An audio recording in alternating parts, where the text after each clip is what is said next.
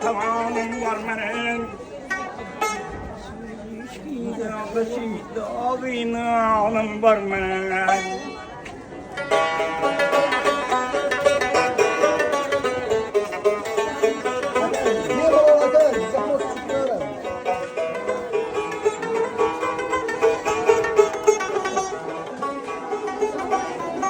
Her kıyamet şişeceğim ve otlarını salar. Rişteyi canım ziller ve kümürüm kıskalar. Takati sevurum tiyeler matkolar köyüm kalar. İçmeler zahir kalıp hamlet canım alar. Ve ne zalim dilberi namirvanım barmaya.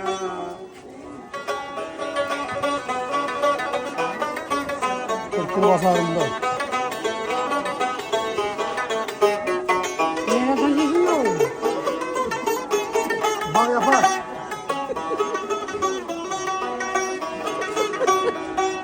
Can bilenler işkile merkebi avvaralar.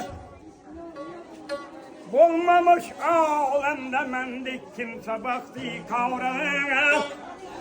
Hicran bin yüreğim buldu 100.000 paralar.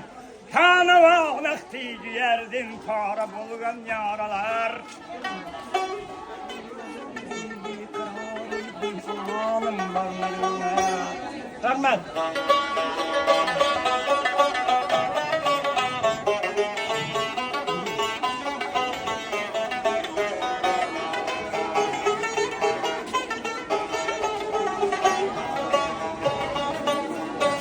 Neredesin görsettiğiz alemde mutşayı cehennem.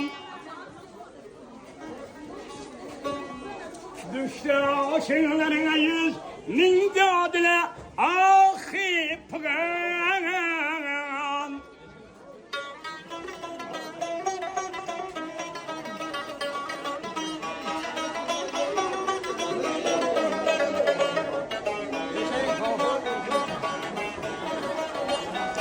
Zülpaşa'nın aşığını aşığına kıldı her zaman.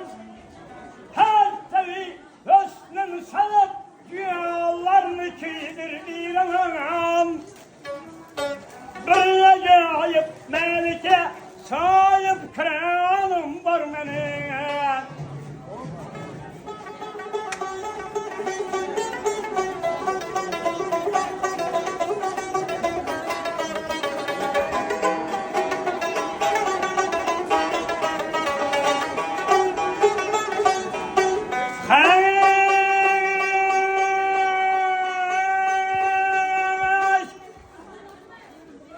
Tayine bilmem nedendir hayranlık sana.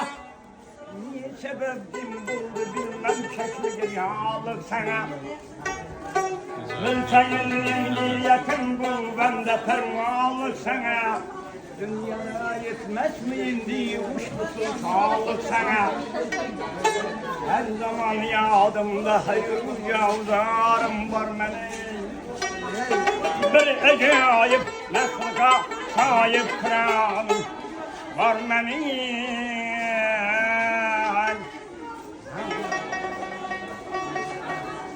Amel işlerini takılayım. Hemşe oynak geliyor. Yurtımı tıkılır. Kaç yaşındasınız? 70 yaşında. 70 yaşında. 55. yıl 7. Ağustos.